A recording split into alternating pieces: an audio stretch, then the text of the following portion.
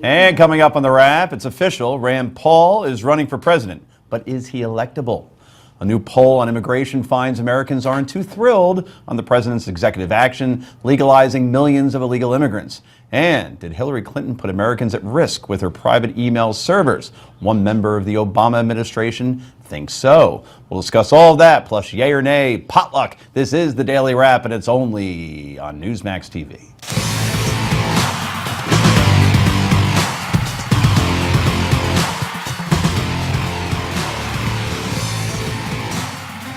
And welcome to the show, everybody, from New York City. Joining me, as usual, is Forbes.com columnist, SiriusXM host, and the co-founder of the Church of Scientology.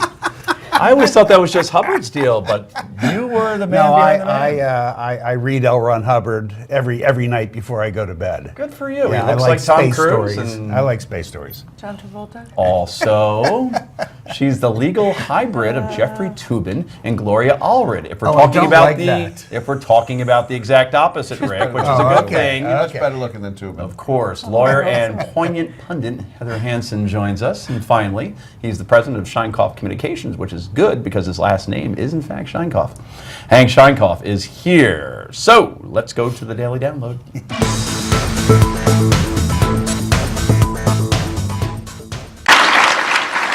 From the time I was a very young boy, I was taught to love and appreciate America. I announce, with God's help, with the help of liberty lovers everywhere, that I am putting myself forward as a candidate for President of the United States of America.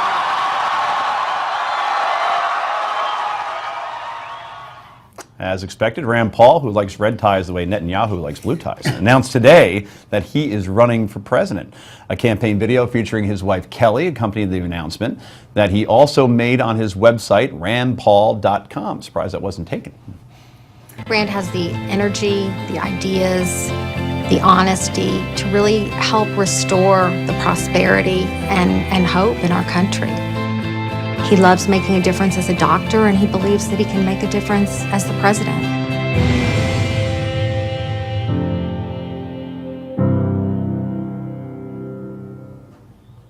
So, how is Mr. Paul looking in the polls? Well, according to the latest one from Fox News, he's about where you'd expect, somewhere in the middle of the pack. As you can see, Scott Walker still leading at 15%. Ben Carson somehow gets 11%. Mike Huckabee somehow gets 10%.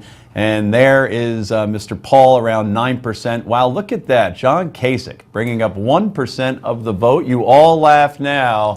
I'll be laughing in November of 2016. Anyway, Senator Paul is just the second Politico to jump into the presidential pool behind Senator Ted Cruz. Does Rand have what it takes to be president is the question. Will he reshape the GOP? Can he raise the money? Well, we're joined now by C. Edmund Wright. He's a writer for Breitbart and the American Thinker and author of the Amazon bestseller WTF, How Karl Rove and the Establishment Lost Again. Edmund, my first question is for the viewers at home who aren't familiar with acronyms.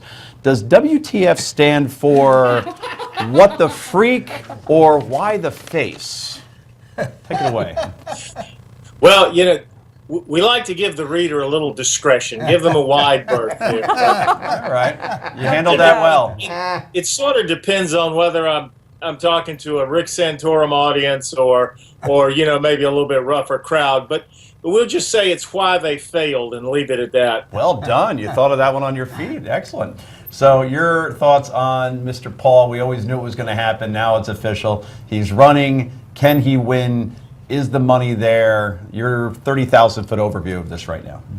Well, my first view is that Fox News poll is an outlier with all the other polls. I mean, there's a lot of other polls out there that sort of show a Jeb Bush, Scott Walker, Ted Cruz trifecta near the top at, you know, give or take a few points. Obviously, I think Paul is going to get a little bit of a bump out of the announcement. I don't think he'll get the bump that Senator Cruz got. You know, I think Rand Paul has a lot of problems with the Republican base. He's had a couple of years of kind of going all over the place and saying that Thad Cochran's campaign was a good outreach and, you know, claiming the fact that 400 kids at Berkeley liked him means he can, you know, win California, stuff like that. I don't really see him ultimately going much past the Ron Paul, Rand Paul base.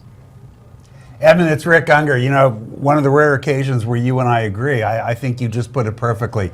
I don't see him going much past that base either. He could probably get a little further than his father, but that's probably about it. My question is this, though. If you look back over the history of Rand Paul since we first got to know him, it seemed like his base, if you will, was the capital L libertarians that had kind of merged with the Tea Party. Now we see the Tea Party really moving in the direction, I think, of Senator Cruz. Is it Senator Cruz who's going to do in Rand Paul, or is it the more traditional Republicans, or both? I think a little bit of both. You know, I thought Rand Paul's speech today was outstanding. I did too, by the way. Yeah, I can't divorce that from some of the piles he stepped in the last 2 years. You know, but yeah, I think a lot of folks that used to like Rand now kind of like Cruz. I think they're upset at Rand Paul for not supporting Cruz's filibuster the way Cruz supported Rand Paul's filibuster. So I think he's got a lot of problems with the base, and he obviously has some problems with the establishment. C. Edmund Wright, Breitbart, American thinker, and the author of a great book with a great acronym. Thanks very much for joining us from the national champion state of North Carolina and Duke University. It is. Go Blue Devils. No, grief. Anyway, Cost me money. so let's go around the table, to go from Duke to Kentucky.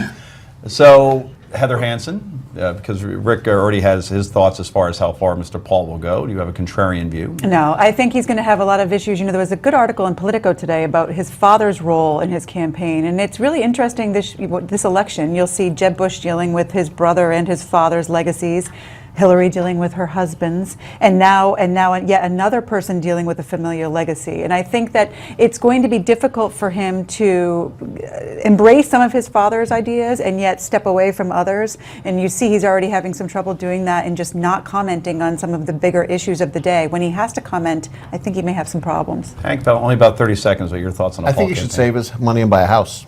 He's probably already got one. He'd probably buy another house, because this is not going to work out well. No, there is this portion of the country geographically, less than ideologically, but geographically he will find comfort in, but it's not enough to get the nomination. And the question is what this does to the Republican Party afterwards. Rick, from an entertainment perspective, political entertainment, at least, he isn't afraid to do interviews with anybody, anywhere, anytime. right. And that's what's impressed about me. So I think at least, we only have about 10 seconds, that's something where, while he's in it, he's going to make things interesting. I agree with that, and he's appealing, because I can tell you, for every 2 articles I write that are bad, I write one that's good. Boom. And coming up next, a new poll on attitudes towards immigration. It might surprise you. This is the Daily Wrap, only on Newsmax TV.